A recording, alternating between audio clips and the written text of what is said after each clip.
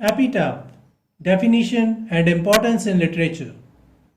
Hello and welcome to the discourse. An epitaph is a short inscription or verse written in memory of a deceased person, typically engraved on a tombstone or monument. It often serves as a tribute, capturing the essence of the person's life, character, or legacy in a few poignant words. Depending on cultural and personal preferences, epitaphs can be solemn, humorous, poetic, or philosophical. Importance in literature. Epitaphs hold a unique significance in literature, serving multiple artistic and thematic purposes. One of their most vital roles is memorialization and legacy. By preserving the memory of the deceased in a few carefully chosen words, epitaphs create a lasting literary snapshot of a person's life, beliefs, or impact. Whether real or fictional, they immortalize individuals in a way that transcends time, allowing future generations to reflect on their stories. Another key aspect is their conciseness and impact. Because epitaphs are inherently brief, they demand precision, forcing writers to distill complex emotions and histories into just a few lines.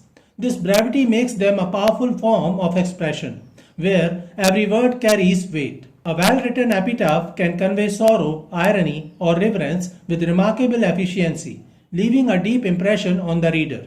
Epitaphs also provide cultural and historical insight, reflecting societal attitudes toward death, religion, and remembrance.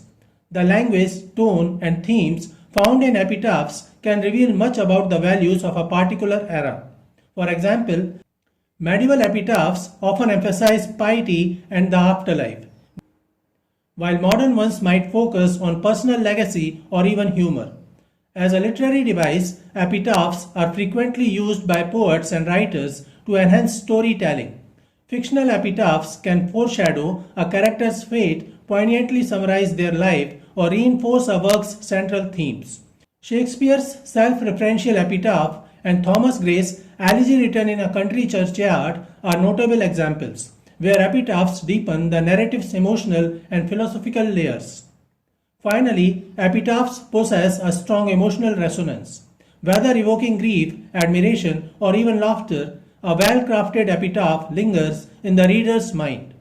Their ability to capture the essence of a life or a literary character in just a few lines makes them an enduring and impactful element in literature.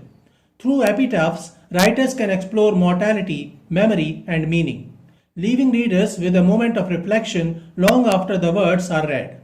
An epitaph in literature is not just a tombstone inscription, it is a deliberate artistic tool used by writers to convey deeper meaning, summarize a life, or reinforce themes.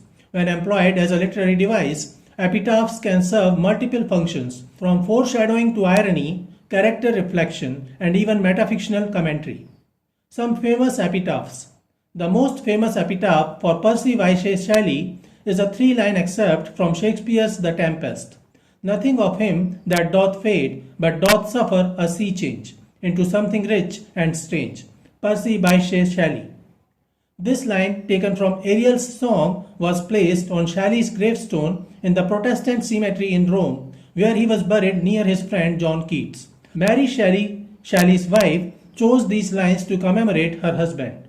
She felt they captured the essence of his transformative spirit and his ultimate fate. Robert Louis Stevenson's own gravestone is adorned with his full two-stanza poem, Requiem. Under the wide and starry sky did the grave and let me lie. Glad did I live and gladly die, and I laid me down with a will. This be the verse you grave for me. Here he lies where he longed to be. Home is the sailor, home from the sea, and the hunter from the hill. Quoth the raven, nevermore. Edgar Allan Poe. The epitaph on author Edgar Allan Poe's gravestone comes from arguably his most famous poem, The Raven. This line, quoth the raven, nevermore, is repeated often throughout the poem and serves to give a sense of the finality of death. Robert Frost's real gravestone carries the final line, I had a lover's quarrel with the world, taken from his own poem, The Lesson for Today. In the Harry Potter series by J.K. Rowling, James Potter, Harry's father, and Lily Potter, Harry's mother, share a joint grave in Godric's Hollow. Their epitaph is simple but deeply moving, reflecting their love and sacrifice. James and Lily Potter's epitaph: "The last enemy that shall be destroyed is death."